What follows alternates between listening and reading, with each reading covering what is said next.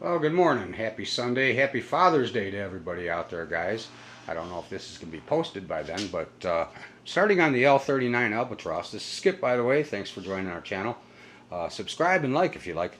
To start with, I wasn't sure if I was going to put an afterburner in this plane or not, since it's really a fan jet in real life, and they do not have afterburners.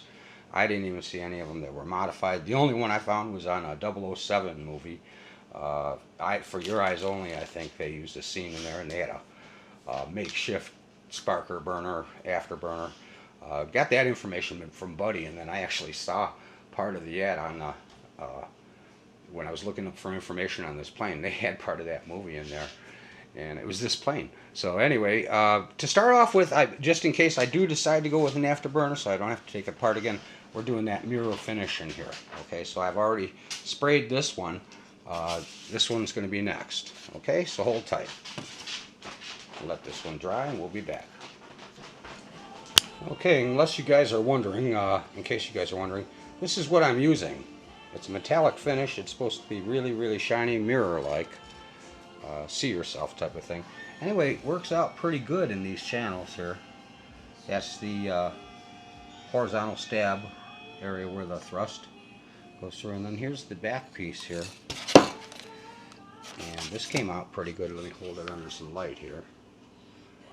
Okay, even the back, I didn't manage to keep the I managed to keep the overspray off the back end. It's got a little lip there, but the inside, as you can see, nice and shiny.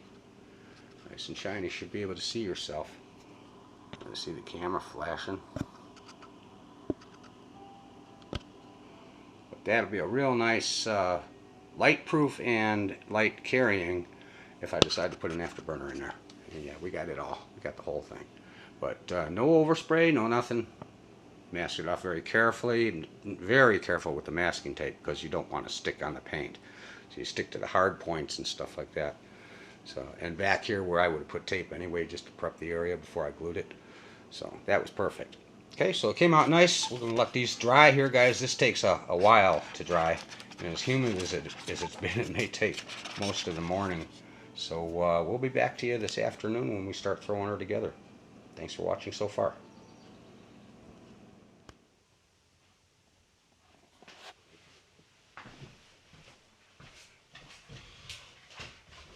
Hey Bobs, Skip here. Oh, by the way, I'm dedicating this video to Dave's RC.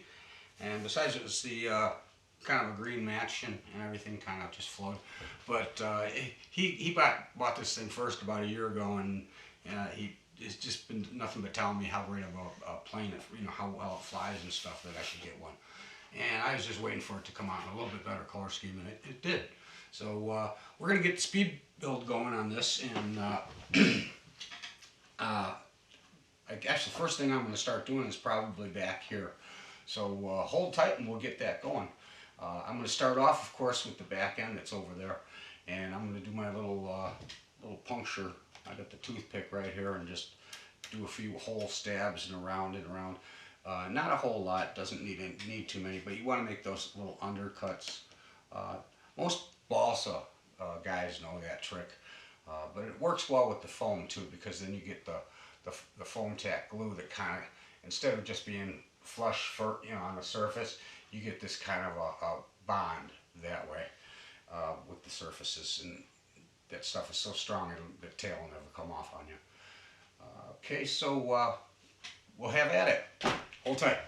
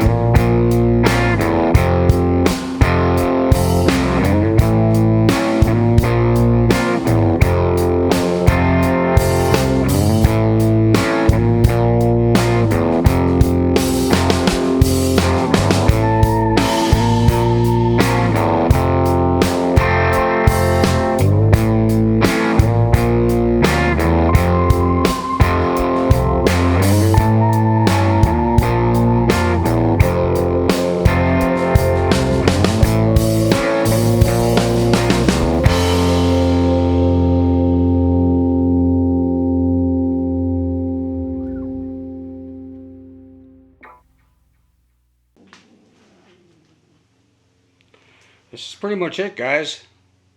All I've got to do is put the receiver in, hook up the push rods once I center the servos, and she's done.